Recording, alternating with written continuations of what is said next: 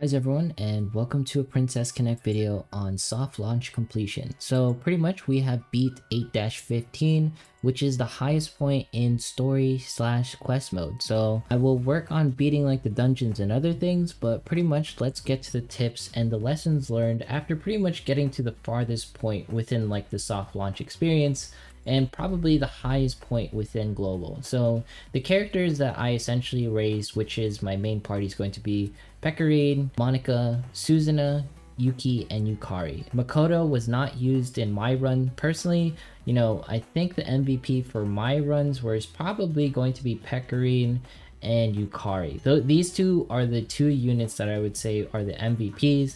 Yukari died probably the most and required the most love, but I did leave her at 1 star. I did not upgrade her to 2 star, and then Pecorine I did upgrade to 2 star because she was my only tank, and I pretty much needed those bump in stats. So as far as things goes, I think one of the most challenging parts about 8-15 is the magical defense that's required. So, and that's mainly in the backline. So you might want someone who's tanky in the backline and in the midsection to take some magical hits. I think Monica was super clutch because I didn't have Kokoro. I think Kokoro would have been just as good as Monica because they both provide speed buffs, and Kokoro is a mid tank that can also heal. So I don't think you really you don't really require Monica in order to beat 8-15 currently. So in my opinion, I think Kokoro would actually be better for the situation because she can actually tank in the mid position since she can heal herself. So if I were to do it all over again, I think it would have been okay if I just had Pecorine, Yukari, and Kokoro, and then Suzuna, and then Yuki. Now Yuki is probably the most replaceable unit, I feel. I only use Yuki because she had the magical defense down. I think I would have been better off if I had like some sort of like magical AoE, or if I had Maho or something, but Yukari pretty much filled in the slot that could do heals, and Pecorine could heal herself, so I didn't need to use Miyako, but Miyako would probably have been the better, alternative. So as far as things goes, I did, of course I talked about it, we spent some jewels to get here. But for the most part, was it worth it? I'm gonna say no. It's not worth it because essentially now there's nothing really for me to do. In getting to 8-15, the biggest thing that it unlocks is the Princess Arena. And I'll pretty much play some footage on Princess Arena and how it flows. Essentially, it's just, a 3v3 arena. You have 3 parties. Essentially, you can just build like 2 parties and be fine in Princess Arena. You don't have to build all 3 parties because all you have to do is get 2 wins and then you pretty much win. So Princess Arena is pretty straightforward. I would say it's just another resource to get jewels. That's essentially what these arena, forms are for. And for the most part, it's filled with nothing but bots. That's what Princess Arena is all about. Let's jump into other things and talk about probably the most important progression that's going to be, after you get to chapter 8, because chapter 8 is pretty much the last place to be, is Mana Quest. Mana Quest is going to be unlocked at 8-1 level 5, and I think once you hit 8-1, that's pretty much the pinnacle of what you need to be at, unless you are trying to rank 7 the characters that are part of your main party. I will say it does require rank 7 in my case. Of course, your experience will vary depending on the characters that you use, but you can see here like the rank 7 characters, they're pretty much like maxed out on refinements. And of course, like I maxed them out just because I think that I need all of these. Like only Yukari and Yuki are the ones missing gear, but essentially everyone else is like at max star, max refinements, and I don't see getting rank 8 anytime soon. And the way ranks work is essentially like, if I click Makoto right here and you see the rank details, rank 8 won't be unlocked. But essentially the way it works is there will be one weapon that will be a chapter or so ahead, and essentially they'll release chapters like month by month, week by week, who knows. What I'm trying to say is that you do not want to get to the highest rank unless you can know that you can beat the next chapter. And the only progression that I would say is somewhat necessary if you're pushing content is getting to 7-1. I don't think chapter 8 and hitting rank 7 as soon as possible isn't that necessary. If anything, unlocking just normal arena is the best thing, just because normal arena provides jewels, and that's the only reason why you want to be here. And Battle Arena and Princess Arena, you know, these two arena are going to be your biggest resources for jewels, and this is probably going to be the content that's going to carry us over into global launch. By that I mean, I don't think they're going to release any events, because if you go into like the notices in the homepage, there's nothing really here. There's no events, there's no issues, there's nothing that's going to be occurring anytime soon. And Crunchyroll, you know, on Twitter hasn't really said anything, and it's scheduled on, you know, speculation for Apple to launch, you know, sometime around March. So for the most part, I think it's really okay to just like chill and experience the game. I think I'm gonna play like either like the CN or JP servers just to get a little bit more experience in what late game is like and like clan battle and everything. But for the most part, it was pretty satisfying to get here. I will say though, it was a pretty wild ride, and arena jewels is definitely what carried me. You know, I haven't done that many pulls. These, like the characters that I have, this is from the initial like 1, 2, 3 pulls that I did. I did like an extra one, that's about it.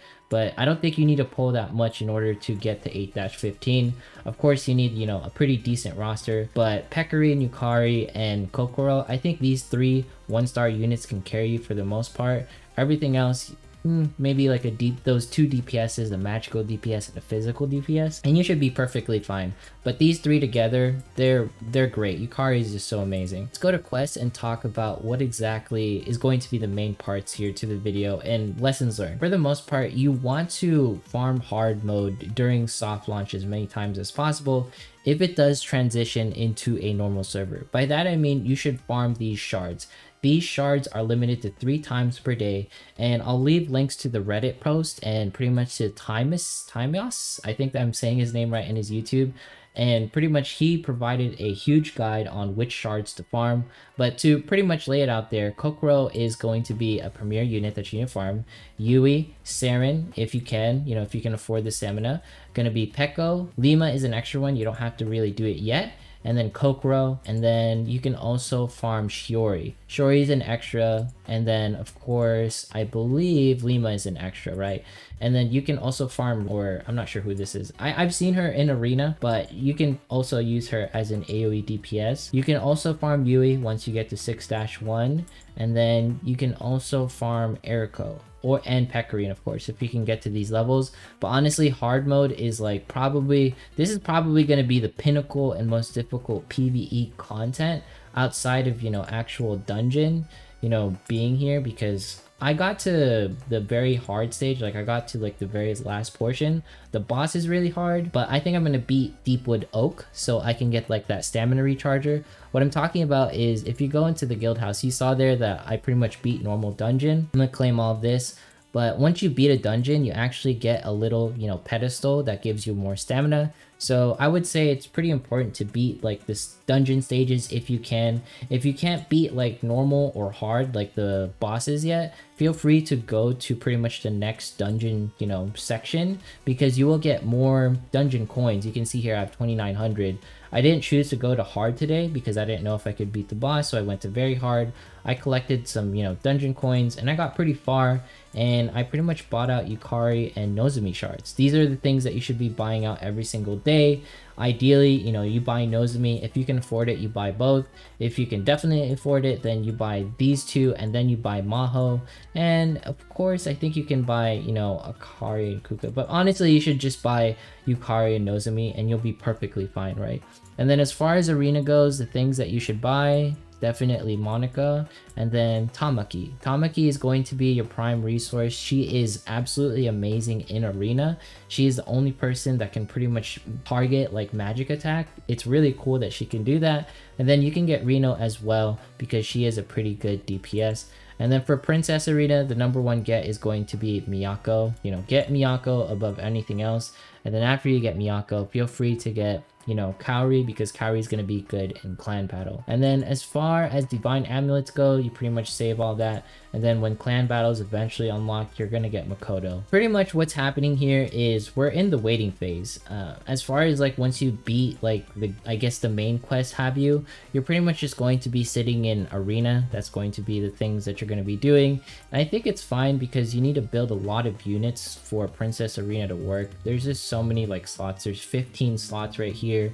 And then the same thing applies in clan battle. We have to build pretty much 15 like characters, and it's going to be a different dynamic. The initial 5 characters that you have, like for me example, I can't just use them. Like, you're gonna have to build more. So I like that this game provides different game modes. You know, not even just arena is going to be available, you know, clan battle is going to be available. So there's gonna be a lot of diversity in this game, and I can't wait. So pretty much just to round things out, what you should do pretty much once you beat soft launch, quote unquote, is you're gonna pretty much hang out in dungeon and beat all 3 of these so you can get the different stamina statues that we talked about. They'll be in your guild house and everything. If you want access to like the stamina statue, you're just gonna go to menu, you're gonna go into your storage, and then you'll find your stamina statue sitting in there. And then after that, you're gonna go into grotto. Make sure to farm out your mana quest. Just note that these mana quests are RNG. I feel like you should manual them and 3-star them yourselves every single time, because I've been getting fluctuating mana depending on the skip ticket. It's kind of interesting.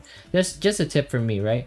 And then as far as the main quests go, make sure to farm out hard, and specifically like Kokoro, Yui, and Peko. Those are like your 3 top priorities.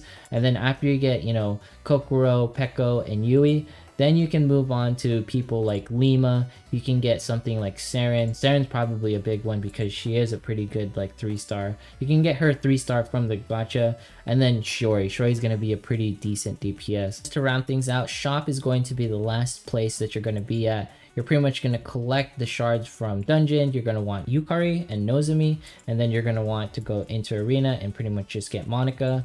Tamaki as well if you can afford it, but for the most part, just focus on getting Monica because you can only purchase these once a day.